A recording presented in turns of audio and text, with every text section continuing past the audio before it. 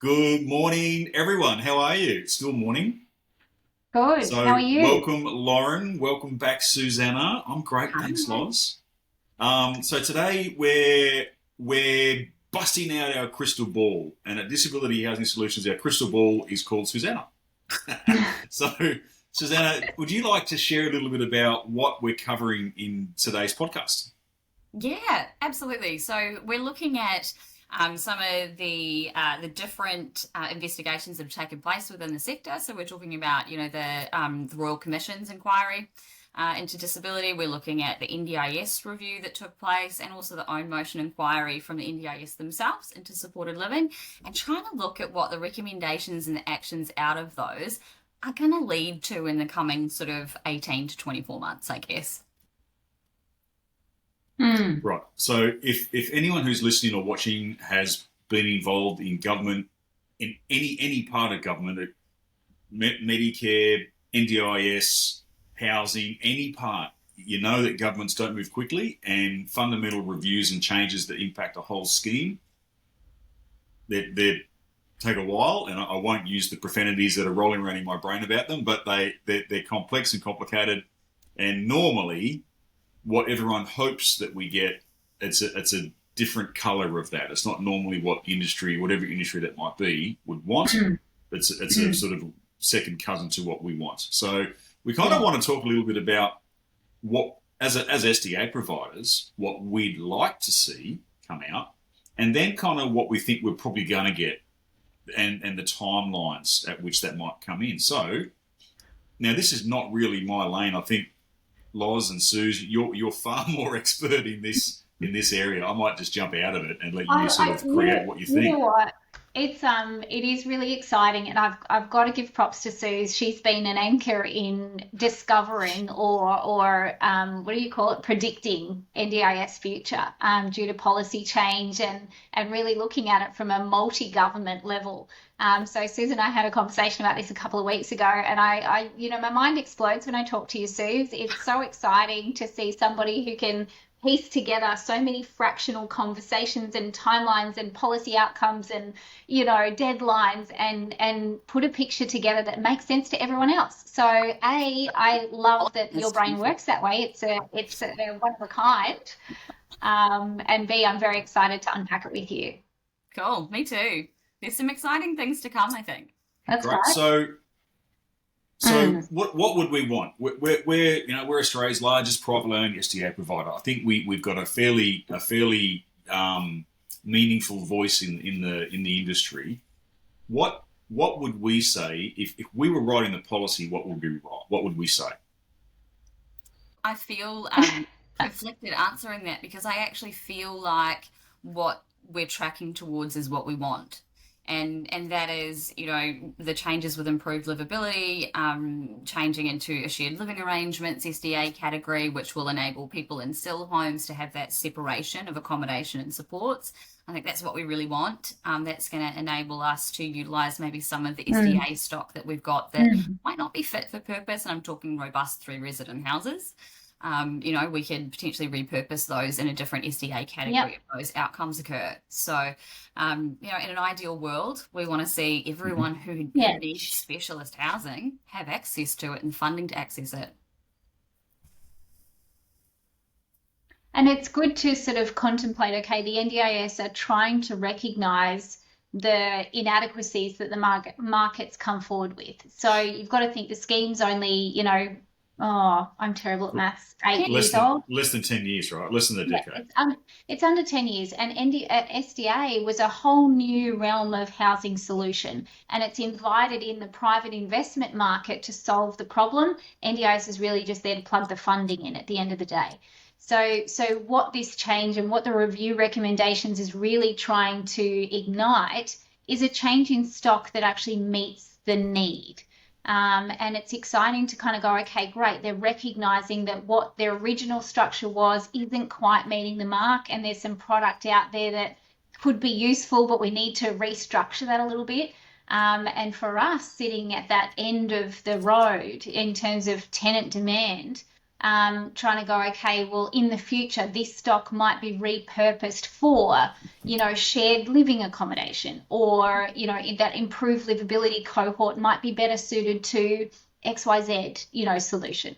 So it is important, and it's exciting to sort of think through, okay, the errors we make on the first run, what can we do with that now, and how can we shape things up to give a solution elsewhere that is also still really positive?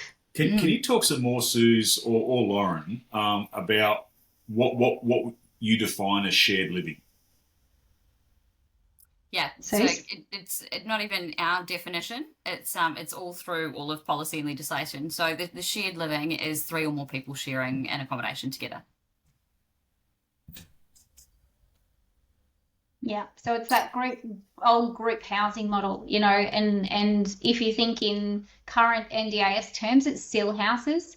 So houses that at the moment people are going out and renting private market regular rentals, and making do, or perhaps being able to modify them a little bit. It could be Department of Housing properties, or properties that are owned through other government departments and leased back to SIL providers long term.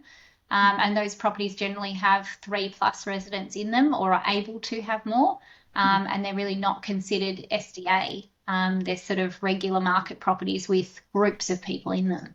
Yeah, see, I've heard it thrown around, and I wasn't aware of that definition, right? So again, you two are absolutely the experts in this conversation. I've just heard it thrown around, and in my brain it was like, okay, well, that makes sense. If we had an SDA category, there's an SDA category called basic, which a lot of people aren't aware of, and then it goes to improved livability and onwards. Shared living.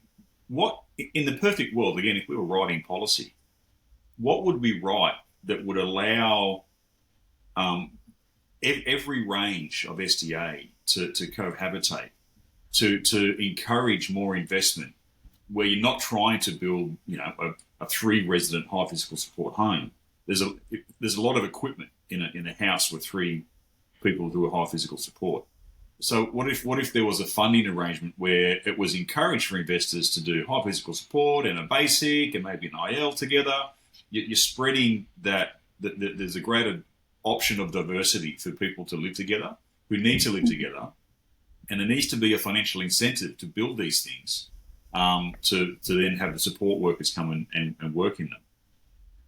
I'm just going to drop that little bomb there, and then we can kind of how would that, does that make sense? Like, how would that work? We're looking at 40,000 people in Australia at the moment, approximately, who are living in, or who have a shared living arrangement as defined by the NDIS. So that's SIL homes, essentially. Most of those are in general market properties. And, that cohort of people often outgrow a standard rental property because they develop sort of additional mobility needs, or their support needs might increase to a point where a general market property actually doesn't allow for the type of support model. So it's building a property with those sort of things in mind, and incentivising that through that SDA line item for investors to come on board with it. Yeah, which kind of goes to the point. If you've got a progressive disability, and you're in these open market homes, and there's all sorts of reports and evidence and studies that say if you're a person with a disability in a home that's not fit for purpose, there's a higher presentation to emergency departments. There's a lower outcome of quality of life. All of the things that SDA was designed to put in place to get in front of. And at the government level as well, a disability, purpose-built disability home lowers the need for the number of support workers in the home because the building's doing the heavy lifting itself, right? Yeah. So as an outcome, if I was writing the checks up in the Ivory Palace in Canberra, I go, well, where can I save some money here? And it would seem like if we had a category or a pathway to have a home that maybe is built to accommodate high physical support at that high level or fully accessible.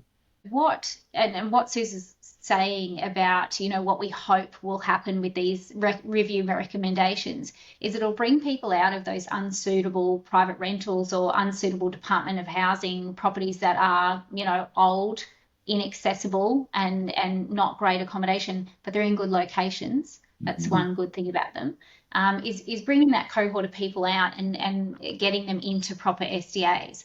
And I think, touching on the whole shared housing options, a lot of these people, you're right, there's a mix of SDA approved, non-SDA approved, SIL, aging people in these combination of homes. A lot of them want to stay living together. And I think the one bridge that the NDIS has put out there to help in that transition from people that are in that legacy and basic stock is Appendix H. So Appendix H is a SDA pricing mechanism that we can use when there is one SDA approved participant. Let's say you've got a HPS house, so it's suitable for a range of people, but right up to that high physical support level, you can use Appendix H to have those other tenants move with them, especially if they're a household that's been together a long time and those participants are not eligible for SDA and won't be. But that Appendix H application increases the return or increases the rental claim for SDA for that investor to make it more feasible and more attractive. So there's a couple of things. There are a few little mechanisms and tweaks and changes that we can implement to help, get those people into really great housing, which then reduces their support requirement, gives them a new house to live in that's accessible and safer for them. But still a lot of changes to be made. So back to the crystal ball projection, implementing that shared housing funding line item, I suppose, is the one that we want to unpack and see, okay, what else might be on the cards in that space. But I think there'll be a lead up to that. When we look at, what the timeline is for releases of information from various government departments over the next 12 months, we're due to get our first response from the government to the NDIS review recommendations in December. And in line with that, we're due for the next update around their response to the recommendations from the Disability Royal Commission. So what I think that we'll see, and I certainly hope that we will see is some correlation around the two of those. There wasn't much mention in the initial response to the Royal Commission around the recommendations for the separation of SIL and SDA. So I think in the release that we're due to get in December, it makes sense that the two may actually marry up in that respect. Is that we'll be hearing more around that separation of SIL and SDA. Which we believe very strongly is going to happen. There's consultation happening at the moment from the NDIS Safeguards Commission around that legal separation of SDA and SIL. We're working with the Safeguards Commission ourselves at the moment, as are other SDA providers, around how that could actually practically work in regional areas of Australia, where there's, maybe a limited amount of SDA and SIL providers to choose from. So they've proposed 3 different options to be able to manage that separation. And one is, we could make it that SDA providers or any provider cannot be registered for SDA and SIL, just blanket. You can't be registered for both. You're either SDA or you're SIL. Yeah. The second option is that they can regulate that a provider can't actually provide SDA and SIL to the same participant and regulate it that way. And then there would be an option for consideration or an exception if you were in a regional part of Australia where you actually had no choice, or there was a reasonable reason as to why you would need to use the same provider for both. And the third option is basically just strengthening regulations around conflict of interest, which they've tried to do for many, many moons and hasn't really been successful. So when we look at the most reasonable response, I think that sort of middle ground with a little bit of leeway for people in regional Australia is what we'll see, or we hope to see, rather than really hard and fast regulation that will eliminate choice and control for people who don't have as many options. So I think that's something that we can. Okay, so I think you're right. So the crystal ball prediction would be something like there's to be no SDA and SIL provided to the same participant by the same provider with regional exceptions. Yeah, I believe that's what we'll see. Yeah. And the issue with that has been flagged by the NDIS Commission is that it doesn't capture non-SDA SIL homes. And that's where they're looking at these challenges as to how do we regulate that where it's not an SDA enrolled SIL home. So that's again where we look at the NDIS review recommendations and the Disability Royal Commission, which hopefully we'll get the right feedback from in December around that shared living SDA category. So it kind of ties together. Yeah. Okay. And then, so Suze, you've got a SIL background. How do you think this is going to be received in the SIL community, this kind of arbitrary line in the sand, this is how it is now? Look, I think initially there would be shock. That's not unusual change. It would be a big change for SIL providers. But I think that once the industry has had time to really sort of mull over it, I think it will be a deep sigh of relief. I think for many, many moons pre-NDIS, after NDIS rolled out, SIL providers have literally been the only key to housing for SIL participants. They can't afford market rent. 3 RRCs is not equivalent to what market rent is right now. It's unachievable for SIL-funded NDIS participants to go out and rent their own home. So SIL providers have very graciously gone out and created this model within the bounds of what they've been given to make this work for people and create a housing option.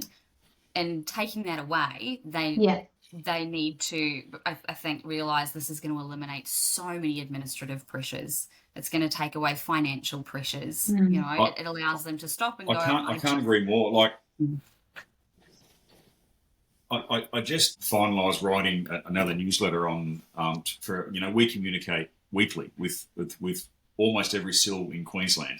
We send newsletters out, and I'm regularly sharing about what Appendix H can provide for SIL providers. And I was in Toowoomba a couple of days ago at a Ready Set Connect event, and I was speaking to a couple of SILs there who were at the event and sharing what Appendix H provides.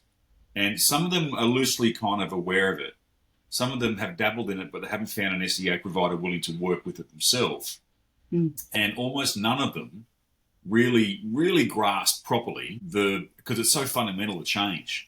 They eliminate property costs and responsibilities.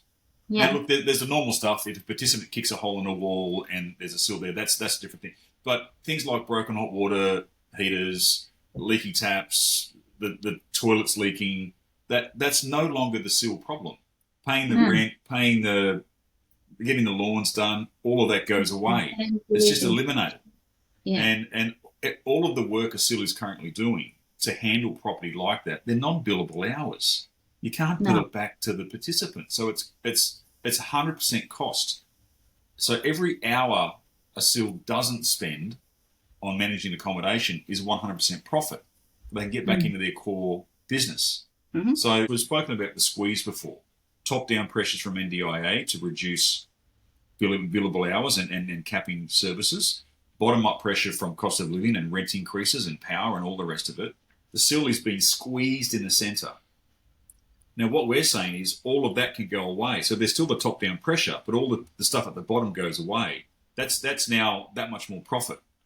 When I share this and have this conversation and explain that, I can see the light bulb come on and go, oh my God, how did we talk? And as a result, Lauren and I, we've had many conversations now where we're engaged with some quite large providers about transitioning their whole portfolio out of SIL into SDA, constructing, developing, finding investors, building SDA. There's a large part of the SIL community starting to get this. So it's interesting if it does come down as a rule that says, no, you're done, there's the line in the sand. The guys who are not engaging yet with SDA providers to do this, they're going to be behind the 8 ball, and the smart ones are already starting to jump ship. Absolutely. Yeah. So I was going to say the early adopters are the ones that will trial this industry and trial this solution and make a pathway forward for others. And joining up with other organisations for us to pilot this and to really make a difference in this space ahead of time. I think we'll create quite a lot of innovation in the industry. So it is a really positive move, and it is about sharing that solution and sort of going, hey guys, do you want to give it a go, even if it's 1 or 2 properties at a time. take the risk, see how we can support you with taking that property management responsibility off your table, and letting you focus on what you do best. And this whole discussion around the changes that are expected from the commission and the review recommendations and the changes in design and all of those things that flow into, you know, that connection between SIL housing and not quite SDA or old SDA into the new SDA, and what's available and what changes we need to make in that market to massage it and make it better. You know, these innovative pathways are the ones that bridge the gap. So it's really important that we keep working together to find solutions. Do you know what I'd like to see if we were writing the policy and we could brush across there? This is what we should do. I think Appendix H, the people who live in an SDA home under Appendix H, if they were awarded a basic or an IL funding, that would open the door for more investors to say yes to this, right? So you might have your high physical support person or your fully accessible person with a couple of people from a SIL home move in, but if we increase the funding beyond RRC a little bit, another $10,000 or $15,000, which the government will save anyway in reduction of support costs, that would motivate more investors to say, yes, I'll do that in my property. So that could be something. If we're going to write the policy, any feedback there, Susanna? Maybe fire that one through. Yeah, look, if I have a strong contact that writes policy, I'll send that one through. So listen, guys, that's time flies. That's like 22, 23 minutes. We're trying to keep these, you know, drive to work size, these podcasts. So that's us. Anything else you'd like to say before we tie this one off? No, yes. I think there's so much more to say. And excuse my little interruption there. My little ones are home. They've finished school for the year. So 64 days left of school holidays and counting. Please check back on my mental health in January. You've got it on a daily countdown. That's hilarious. I do. Myself and a few other mums thought we really need to know what we're looking at here, and none of us had the balls to do it before, but we did the other day. So 64 days we've got on the clock. Anyway, so expect a few more cameo appearances during this period. In the meantime, I think the next round of our conversations, and 20 minutes really does fly, is to unpack the timeline. And Susie mentioned December for the next announcement. But what I'd really like to delve into, and what I think you've been really instrumental in understanding, is that flow from the other government departments into these decisions, and what the next 18 months actually looks like post the December announcement. So we'll keep our ears to the ground in December for this change, and I think perhaps then we'll revisit and go, okay, considering what's just been outlaid, now what? So we'll get back together soon, I think, and do a second round of unpacking. Very exciting. I'm looking forward to it. Anything from you, Suze? No, look, I could talk for hours on this. I think there's so much that we could unpack, but it's important to just get the nuts and bolts out there so that people know what's happening and what to listen out for and where to look. So it's good. Thanks, David. Thanks, Lauren. Yeah. Ladies, always a pleasure. Thank you for your time. Thanks, guys. See you next time. Bye.